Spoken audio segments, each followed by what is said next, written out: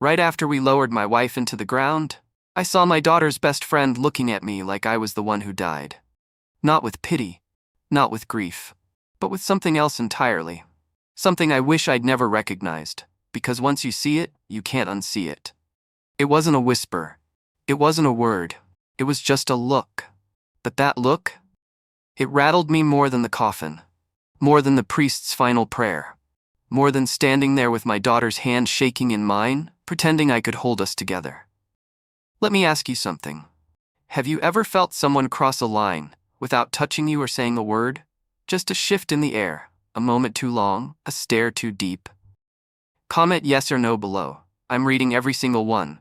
And if this already pulls something out of you, don't scroll past it. Like the video. Subscribe, because this one is gonna stay with you. Now let me tell you what happened.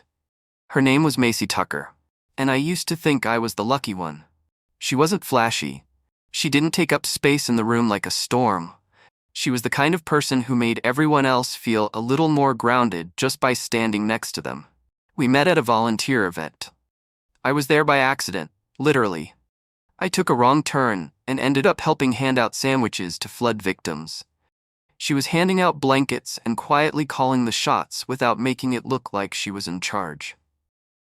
I remember thinking, she's not like anyone I've ever met. And I was right. Macy was strong in that rare, unshakable way. Not loud strong, quiet strong. She was the one people leaned on, including me. She never liked attention.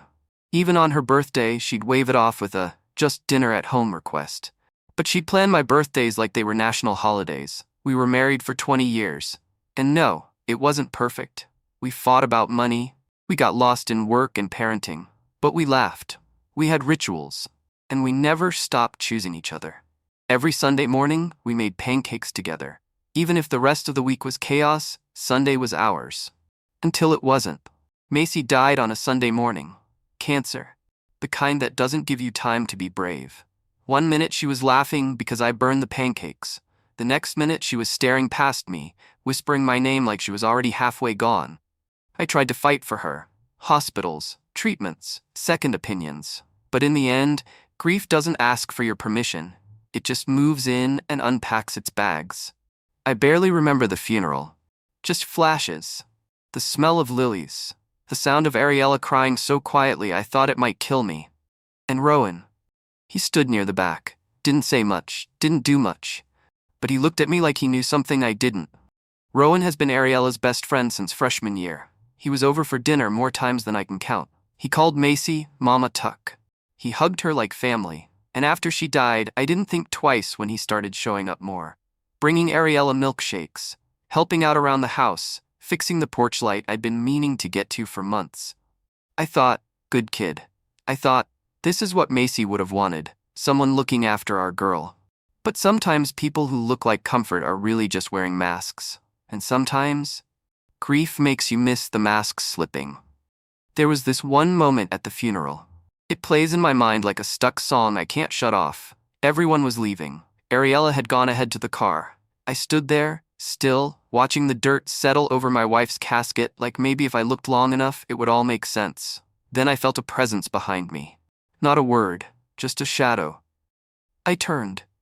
It was Rowan, hands in his pockets, face unreadable. He stepped forward and gave me a hug. We'd hugged before, dozens of times, but this wasn't that kind of hug. This one lingered. And when he pulled me eye and just didn't say a word. But I swear to you, he wanted to. Like he had something pressed against his teeth but couldn't bear to let it out. I didn't say anything either, because my mouth was too full of confusion. But that look, that moment, it planted something inside me, a seed, a suspicion, a silence I couldn't unhear.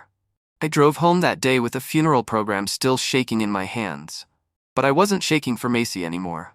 I was shaking because I'd just seen something I couldn't name yet. Something in Rowan's face. In the way he looked at me. In the way Ariella avoided my eyes when I asked how she was holding up. I thought grief was the end of everything. But it turns out, it was just the beginning of a different kind of betrayal. And I wasn't ready. Not even close. You ever build something so slowly, so deliberately, that you don't even realize it's beautiful until it's already gone? That was Macy and me. Ours wasn't the kind of love people write books about. It didn't explode. It didn't dazzle. It grew. It grew in burnt toast and inside jokes, in quiet mornings and shared toothbrush drawers, in arguments that never needed yelling, in kisses that never needed grand gestures. She had this way of folding laundry like it was sacred, like turning socks inside out was an act of worship. And every time she brought me a mug of tea, she'd say, "Try not to spill it this time, Captain Clumsy." I'd roll my eyes, she'd smirk. That was our rhythm. Not perfect, not glamorous, but it was ours. We met in our late 20s, two people who'd already been disappointed, just enough to be grateful when something soft finally showed up. She was working at a local bookstore. I was buying a journal I'd never end up using. She saw me hesitate between two covers and said, "Pick the blue one. Red looks like it's trying too hard." I laughed. She didn't. She just went back to stacking copies of The Alchemist like nothing happened. I walked out of that store thinking, well, I'll be back. And I was. Twice a week. For 3 months. We got married a year later in a tiny garden with string lights and a broken speaker that kept skipping during our first dance. She said it was the universe telling us not to take ourselves too seriously. I still remember her vows. She said, "I don't promise to be perfect. I promise to be present." God, I loved her. Ariella came 6 years later. 6 long years of trying. Of hope and heartbreak. And too many nights crying into each other's shoulders when another test came back negative. When Macy finally got pregnant, she laughed through her tears and said, "Guess we weren't broken. Just delayed." And when Ariella arrived, this tiny 5-pound 9-aught storm of lungs and light, Macy looked at her like she was the final puzzle piece. She was our miracle. Our only. Our everything. Macy poured herself into motherhood with the same quiet devotion she gave everything else. Baby books, night feeds, singing Sweet Baby James off-key in the middle of the night. I watched her become someone else, not in a bad way, just more layered, more tired, more stretched thin. And somewhere along the line I stopped seeing the strain. Maybe I didn't want to. Maybe she didn't let me. But now, looking back, I see the cracks forming long before her body gave out. The diagnosis came like a punch you never saw coming. One minute she was joking about her stiff joints, the next she was scheduling scans. By the time they found it, it was stage 4. The doctor said, aggressive. I heard clock. Everything after that was hospital rooms and pill bottles and hours spent Googling words I couldn't pronounce. Macy handled it better than I did. She made lists, I made promises. She faced the end with grace. I tried to outrun it. Her last week at home, she made me pancakes. She could barely stand, but she insisted. And between bites, she said, "Promise me you won't lose her, not the way I lost myself." I didn't ask what she meant, because I didn't want to know. But those words, they carved themselves into my bones. Ariella broke after Macy died. Not loudly, not dramatically. She just disappeared in plain sight. Her laughter turned brittle. Her eyes, once so curious, got heavy, like they'd seen too much too soon. And Rowan stepped in like a shadow. He'd always been around. Since middle school, just a lanky kid with a skateboard and too much hair in his eyes. But during Macy's illness, he practically moved in. He brought Ariella soup when she was too tired to eat. He sat with her through every treatment visit. I remember thinking, at least she's still laughing with someone. In God, I clung to that, because when you're watching the person you love die slowly, you take any sign of life you can find. Even if it doesn't make sense, even if it hurts. But laughter can hide things you don't want to see. And sometimes, it hides things you're not ready to see. I wasn't, not yet. But the version of us I buried with Macy, that was the version that trusted people blindly, that didn't question comfort, that believed love was enough to make people good. I didn't know it then, but I was about to find out that even grief has shadows, and not all of them come from the person you lost. Grief is quiet. People think it's loud, crying, screaming, slamming your fists on God's front porch. But that's not the kind of grief that lingers. The grief that stays, it's the one that makes everything silent. The fridge hums. The clocks tick too loud. Even laughter, if it comes, sounds like it doesn't belong anymore. That's what our house felt like after the funeral. Still. Suspended. Like we were underwater, pretending we could still breathe. Ariella stopped sleeping in her room. Said the walls made her feel watched. She started crashing on the couch. wrapped in a quilt Macy had sewn when she was pregnant, frayed edges and all. I didn't ask questions, didn't push. I was too afraid the answers might hurt more than the silence. Then came Rowan. Again. And again. At first I didn't think much of it. He brought Ariella her favorite smoothie from that overpriced shop downtown, fixed the wobbly chair in the dining room without being asked, told me he just wanted to check in. I said thank you. He said, anytime. And he meant it. Because he started coming by all the time. Now I'm not stupid.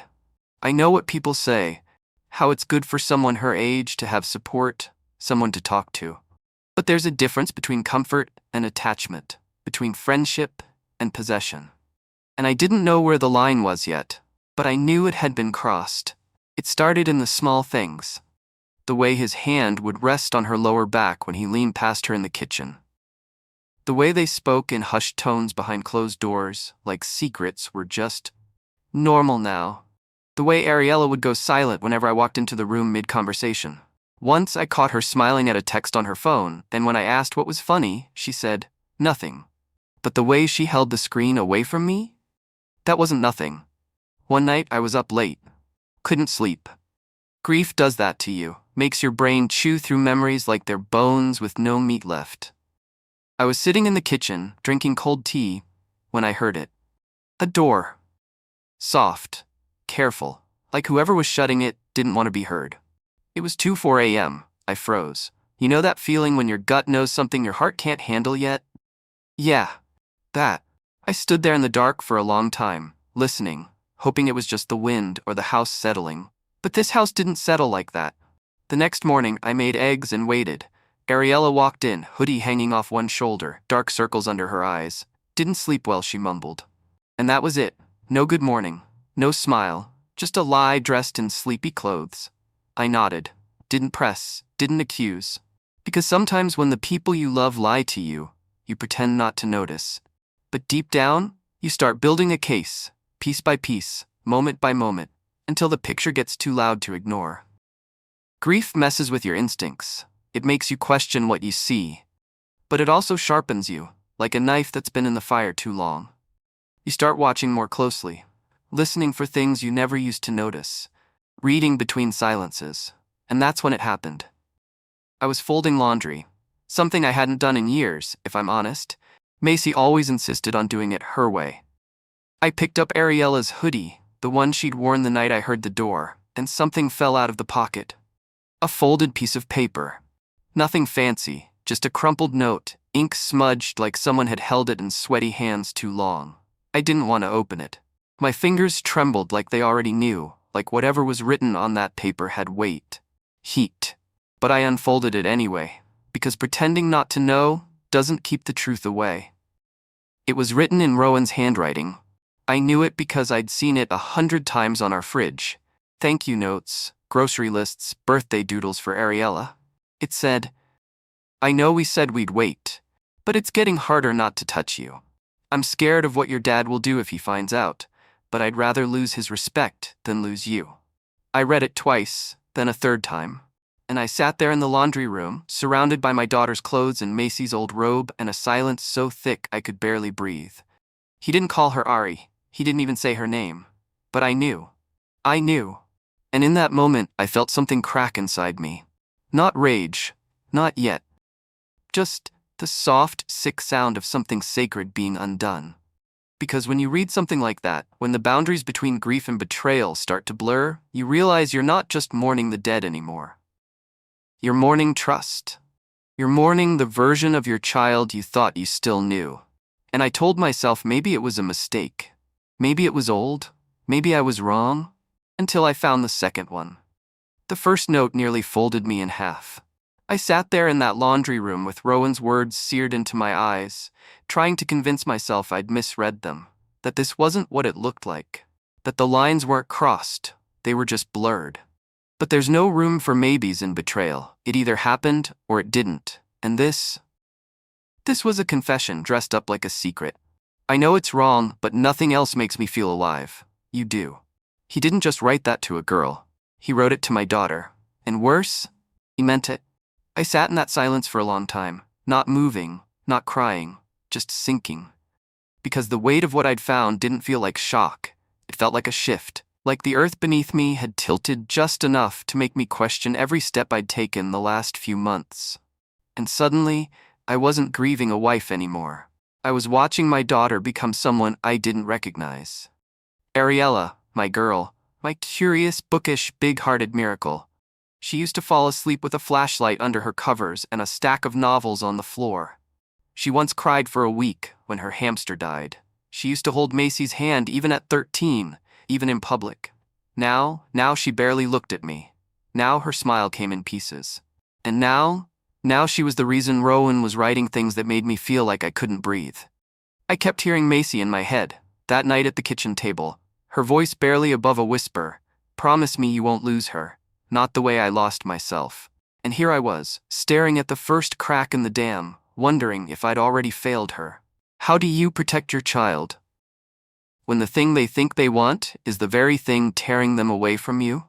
I didn't confront her. I didn't rage, didn't scream, didn't slam the note on the table and demand answers. I just folded it up, carefully, as if it was made of glass. I tucked it in the back of my wallet. And I told myself I needed more than suspicion, more than one note, more than a broken heart and a bad feeling. Because there's something they don't tell you about being a parent. They don't tell you how many times you'll have to swallow your fear to protect your child's story. How many times you'll have to act calm while your insides are in full collapse. How often you'll sit with something unbearable just so they don't break in front of you. I wanted to yell. I wanted to find Rowan and make sure he never came near her again. But I kept hearing Macy. And more than anything, more than anger, more than shame, I was scared. Because if I lost Ariella in this moment, I might not get another chance. So I didn't say a word. I watched. I listened. I waited. I hugged her a little tighter when she came home. I made her favorite pasta even though I wasn't hungry. I told her I was proud of her for getting through the week, even though every smile on her face now felt like it belonged to someone else. I was trying to love her through it, even though I didn't know what it was yet. And then, the second note. It wasn't hidden. It wasn't folded like a secret. It was sitting in the drawer by the phone, Macy's drawer. The one we used to call the everything drawer because it held coupons, old pens, expired batteries, and stray keys we'd long forgotten the use for. I was looking for scissors. What I found instead was an envelope. My name was on it. Just my name. Not Dad, not Alaric, just a first name. Written in handwriting that made my heart squeeze the moment I saw it. Rowan's. I stared at that envelope like it had teeth. Like opening it would mean losing something I hadn't even figured out how to hold yet. I didn't open it right away. I turned it over in my hand a few times. Checked for a date. There wasn't one. It was sealed. Neat. Intentional. And suddenly I realized something even worse. This note wasn't meant for my daughter. It was meant for me. And in that moment, I knew whatever was inside that letter wasn't going to break me. It was going to change me. Forever. The letter shook in my hand like it already knew what it contained. It wasn't long, barely a few lines, but every word had the weight of a world I never wanted to live in. I know what you think you saw. I swear I love her. I never meant to betray you, but I think I've loved her since she was 15. And I know that's wrong. I know, but I couldn't stop. I read it once. Then again. And with each pass, it didn't get easier. It got worse, because this wasn't some misunderstanding. This wasn't grief clinging to comfort. This was a decision. A premeditated feeling he'd nurtured like a secret garden. And the worst part? He knew it was wrong. And he chose it anyway. I stood in the kitchen, staring out the window like answers might be hiding in the trees. I could hear Ariella's laugh from the living room. A real one. Not forced, not hollow. The kind of laugh Macy used to call from her gut. And that's when it hit me. I wasn't grieving Macy anymore. I was grieving fatherhood. Not the role, not the title, but the belief that I could protect her. That I was the one safe thing in her world. Turns out, I wasn't even close. You think betrayal only hurts in marriage, that it's a contract broken between adults. But when someone you trusted, someone who sat at your dinner table, who toasted your wife's birthday, who called you family, when that person lays their feelings across your child like a confession, it doesn't just hurt, it breaks something primal. It scrapes across the bones of everything you believe about yourself as a father, as a man, as a protector. And suddenly, you don't know who you're angry at more, him, your daughter, or yourself. I didn't explode. That's what people expect in stories like these, right? Some big, thunderous rage. Throw a chair. Punch a wall. Scream until your voice cracks. But I didn't do any of that. I just went quiet. Because sometimes silence is scarier than shouting. Sometimes the pain is so sharp, you go completely still. Like your body knows it can't afford to tremble or it'll shatter. Ariella walked into the kitchen later that night, humming something under her breath, scrolling on her phone like we weren't living in two different dimensions. She smiled, asked if we had any popcorn left. I said, "Second cabinet." And she said, "Thanks, Dad," like she was still my little girl. But my ears were still ringing with Rowan's voice, even though it was written on paper. I think I've loved her since she was 15. 15. That's the age she got her braces off. The year she dyed her hair blue for 3 days just to prove she could. The same year I remember Rowan joking about her finally growing up. And now that joke doesn't feel funny. It feels rotten. Like something I should have paid more attention to. I kept the letter. Tucked it into the old cigar box in my nightstand, under a stack of Macy's birthday cards. And I didn't sleep that night. I just laid there staring at the ceiling, remembering every sleepover, every game night, every car ride they shared that I never questioned. All the times I said, Rowan's a good kid. Rowan's family. She's safe with Rowan. God, how many lies wear the face of love? The next morning, I looked at myself in the mirror and realized I couldn't unknow this. I couldn't let it fester, couldn't bury it like another grief. And I sure as hell couldn't look at Rowan again without saying what needed to be said. So I did what any man does when he feels powerless. I confronted the boy. Some conversations don't need to happen in the heat, they need to happen in the quiet. The kind of quiet where you can hear a heartbeat skip. Where no one's yelling, because the words alone are heavy enough to split the air. That's how I planned it. No dramatic showdown, no calls or texts or slamming doors, just a calm invitation. Hey Rowan, mind helping me fix the screen door this weekend? Been meaning to get to it. He replied in seconds. Of course. Anything you need. Funny how quick people are to help when they don't know they're walking into a reckoning. He showed up at 10 a.m., toolbox in hand, hoodie half-zipped, nervous energy under a practiced smile. I let him in, offered him tea. We sat at the dining table, same one where he'd blown out candles next to Ariella on her birthdays. Same one where Macy once spilled orange juice all over his school project and he said, "It looks better now." I remember thinking, he's a good kid. I hate how often I thought that. The tea steamed between us. I didn't touch mine.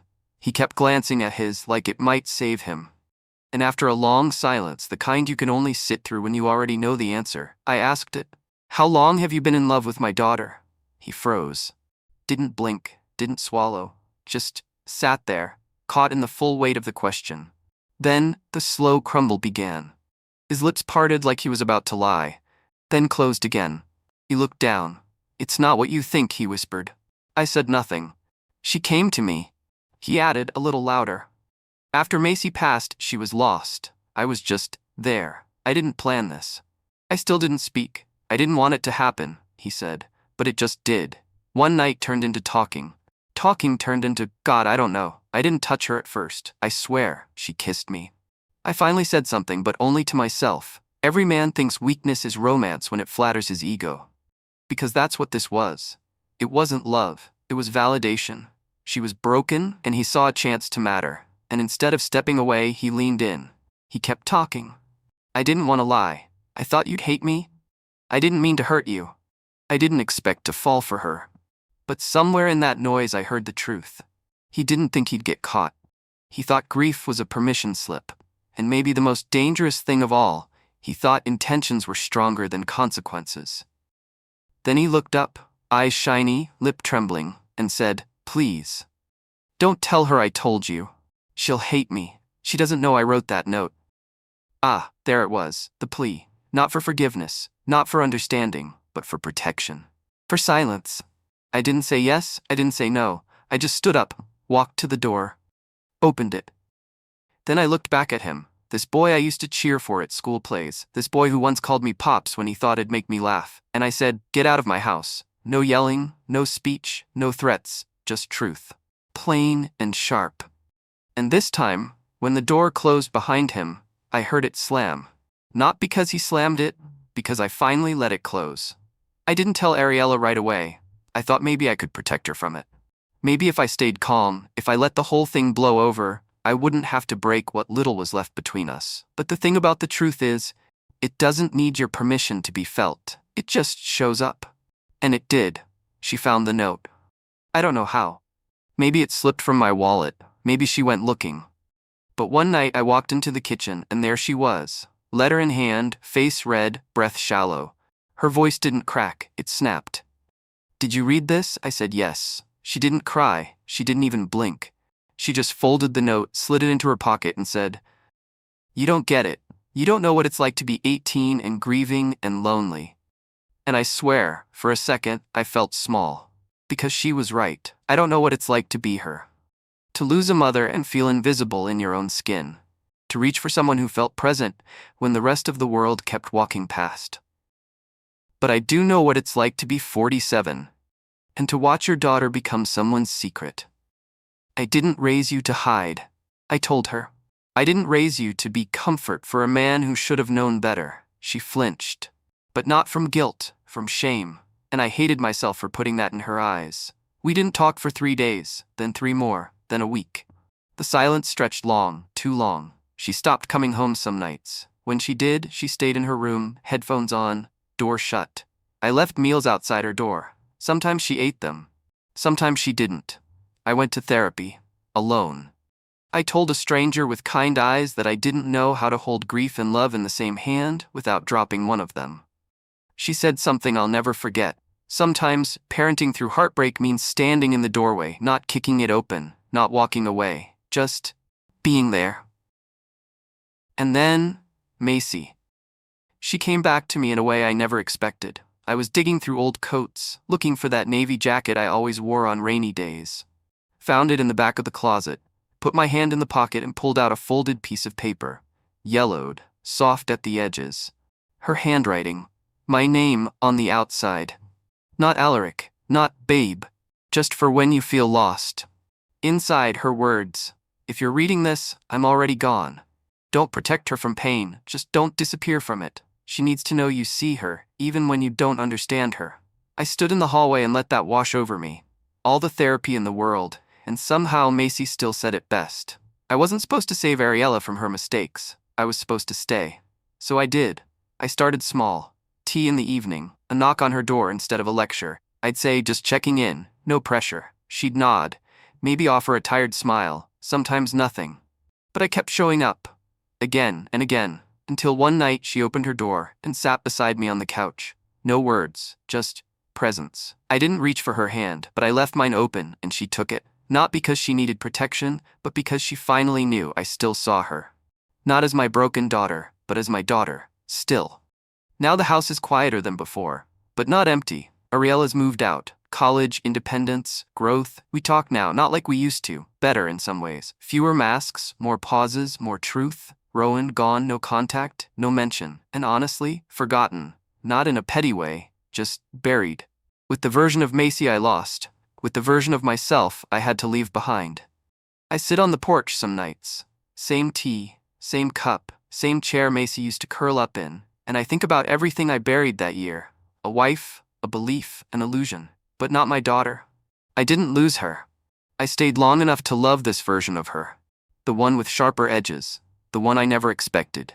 But the one who still needed me, even when she didn't know how to say it. I lost a wife. I lost my illusions. But I found the courage to stay in love with the version of my daughter that still needed me. And maybe that's enough.